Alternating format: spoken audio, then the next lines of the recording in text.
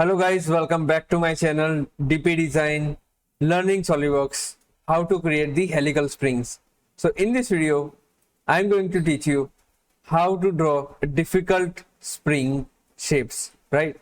So let's get started. So we go to the part design. As you can see, I've created one spring. So how to do that? We can just start. So in the beginning, you have to make your diameter, the base diameter you need. Okay, let's say if your outer diameter will be, the reference diameter will be 50. Okay, so okay, and you can exit the sketch. Now it will be the base for your springs. So what you have to do, you just have to go to the 3D features and you may find the curves, and in the curves you have to select the helix and spiral. So in helix and spiral you have to select the base sketch.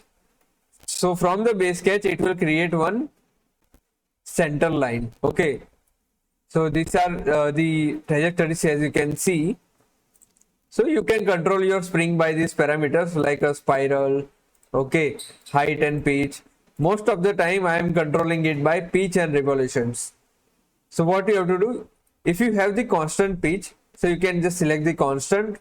If the pitch is variable, you have to give the distance, the revolution and height and diameter. Throughout the parameters you have to input, and then it will create the springs. Okay, so for now we don't have the data, so we will create with a constant pitch. Okay, so let's say if you want to create the six revolutions, so it will create 6 turns. Okay, and what is the start angle? I say 0 degree, and if you want to do it clockwise or anti-clockwise, you can do. Okay, if you want to do reverse direction, it will be in reverse direction. So in the counterclockwise it will be anti-clockwise direction, and if you want to make it a taper, right, as I have created in the beginning, so you can just give the degree, let's say 45 degree, so it will create like that, right? It might seem difficult, but it is very easier through the taper helix command. Okay, you can also do taper outward or inward, right? So this is how you can do. I'll just tap it off and I will create one simple spring, okay, which is having the turns around 7, and the pitch will be very less.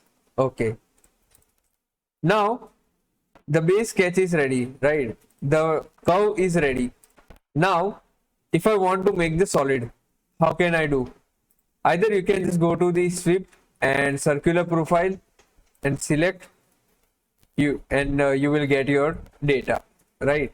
So whatever diameter you want to give, let's say 12 mm, so it will create accordingly.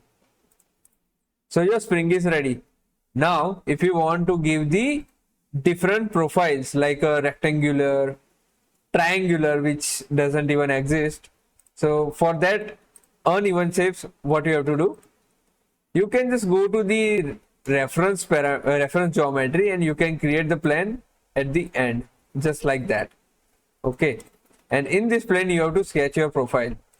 Now if you convert the entities, okay, 3D, if you do in a 3D sketch and convert the entities, then there is no problem, your point will capture.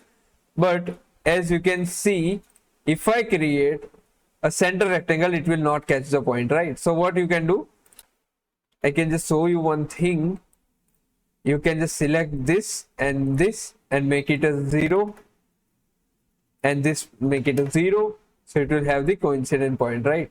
And you can just decrease the this one, because okay, 0, 0, none. Okay, now I will exit the sketch and go to the sweep command. I will select the sketch profile as this, and my curve will be this, so it will have a shape accordingly, right? So as you can see, I've created the beautiful spring of a rectangular section. So this is how you can create the springs according to your function and requirement, right? So thank you for watching. Keep sharing, keep learning.